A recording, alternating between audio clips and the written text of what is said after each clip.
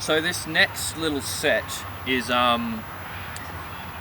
using this sort of matrix concept of switching on the different aspects. So in this case of the lower leg, the front and the back, the inside, the outside, and then the rotation. So I got this set off a guy called Adam from Tasmania, who I met at one of Kit Laughlin's stretch therapy workshops in Melbourne last year, and I didn't catch Adam's last name, so Adam, thanks for these, they're really good. So the basic concept is just, we do some just normal steps on the toes and on the heels, or with the front of the foot off the ground, on the inside edge of the foot, on the outside edge of the foot, with the feet turned out and with the feet turned in, forwards and backwards. So for the first one, if I start off on the toes, then I just walk forwards.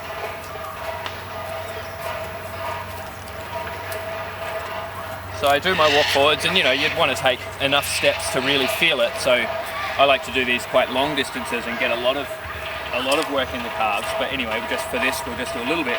And then you walk backwards, same thing.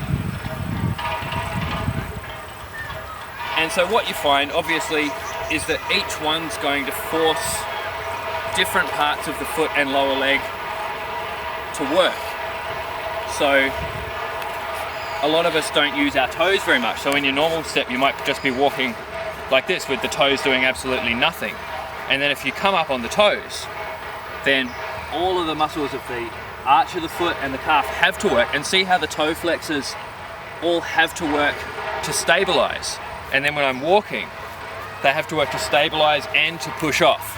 So it's forcing them to work. And different people feel things in different places, but I feel this one in these really deep muscles here, which is where the flexor muscles of the toes originate. So that's that one. And then the next one is the opposite. So I try and keep the front of the foot off the ground and walk like this.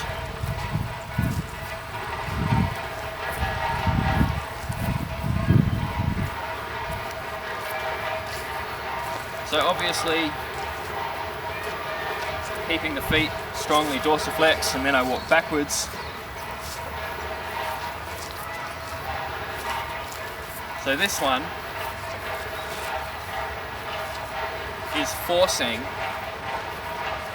the tibialis anterior and perineal muscles to work more than usual, because again, another thing that a lot of us suffer from is sort of dragging the foot as we walk.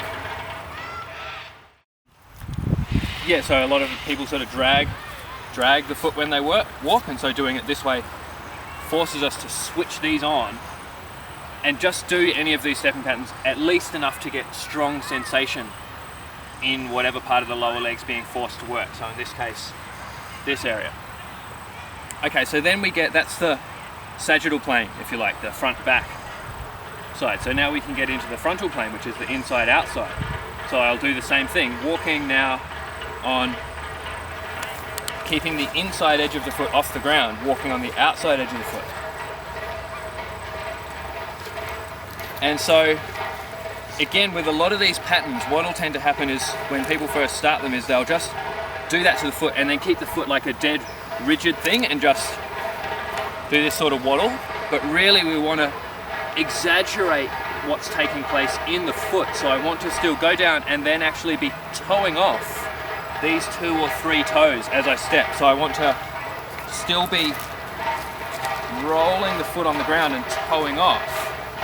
And what that'll do is that will, after however many 50 steps or whatever it takes, that'll start to get a lot of really strong sensation in these parts of the foot here, which a lot of us don't even realize are actually muscles. The muscles which abduct the little toe and flex the little toe, and adduct, so all the ones which operate these toes, we've got muscles in the sides of the foot here.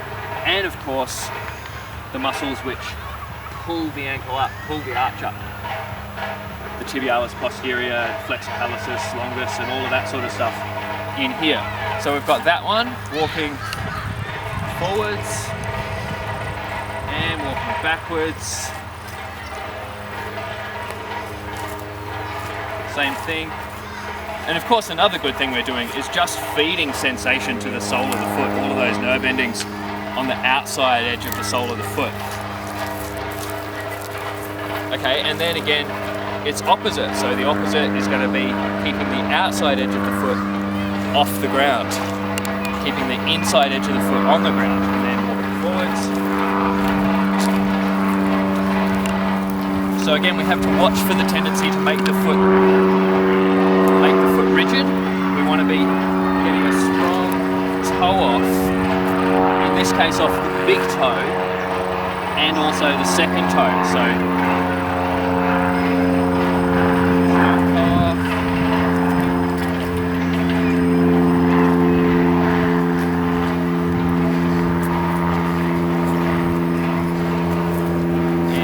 backwards. Can you still see the foot okay with the shadow? Yep. And so here, what have we got? We've got the perineals on the outside of the leg working strongly to lift the outside edge. But then the other thing that's causing to happen is it means that because I can't use the outside of my foot anymore, I have to use all of the muscles of the arch and the flexors of the big toe to press off. So I'm really trying to work that pressing off of the foot, not just of the leg, but pressing, flexing, plantar flexing the ankle, dorsiflexion and plantar flexion. Forwards and backwards along the inside edge. Okay, so that's the frontal plane things of the ankle going on. So the sagittal plane was on the balls of the foot and with the front of the foot off the ground. Frontal plane is on the outside edge of the foot and on the inside edge of the foot. And then last of all, we have the transverse plane, the rotational plane. So if I start off and I do it with the feet turned out as much as possible and walking. And again, for these, because we're working the feet, really important to exaggerate the pressing of the foot off the ground, rather than just waddling with the feet rigid. So pressing. And then when we go backwards, again, it's like a pulling.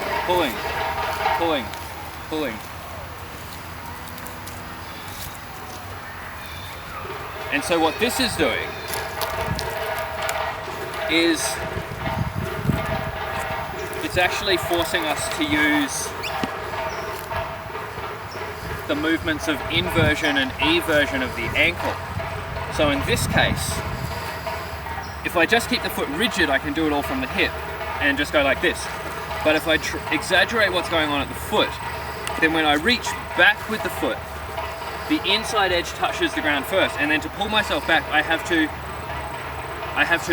pull like this. So it goes from the inside edge, it rolls over and then pushes off the ball of the little toe. So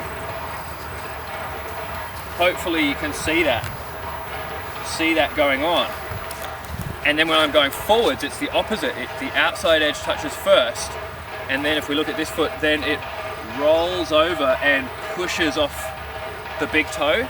This side outside edge touches first, rolls over across the foot this way, and then pushes off the big toe. So it's really emphasizing, in this case, pushing off with eversion, which is what that movement's called, eversion.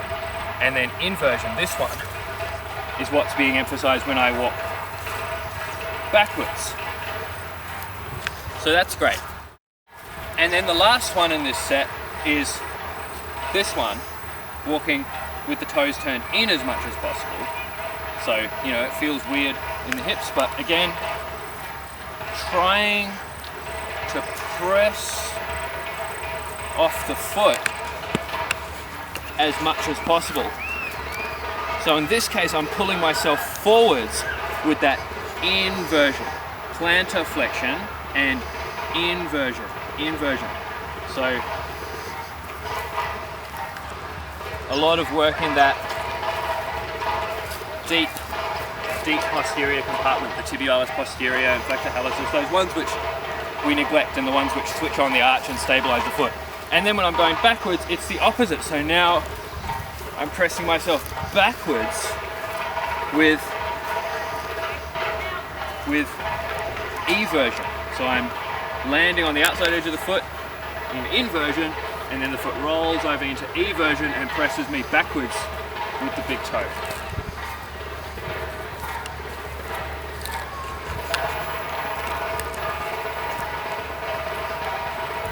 So there you go, just in a short space here, going back and forth. You know, it's not a huge workout, but like doing this along an oval for 100 meters or something, you'll really feel it. If you try and do the whole way forwards just on your toes, then you'll really feel it really strongly. And then the whole way backwards. And just a little point, because a lot of this stuff looks really goofy. You know, you're walking along, doing your silly walk, and you think, why would you ever do that? When would you ever do that in real life? And it comes back down to this misconception of alignment and this idea that, you know, proper alignment means always having the 1, 2, 3 points of the foot, like always in contact, and knees always in line with toes and so on, which is great training, but it's just not what happens in real life. If we're moving around dynamically, your foot needs to just be able to use whichever part of the ground, or whichever part of the foot meets the ground. Sometimes you might be, you know, you might just be stepping on a rock that big and you have to balance on it, or you might be moving, chasing a soccer ball, or who knows what you might be doing, but you want every part of the foot to be switched on and ready to go. All of those nerves around the ankle, all of the proprioceptors just used to working.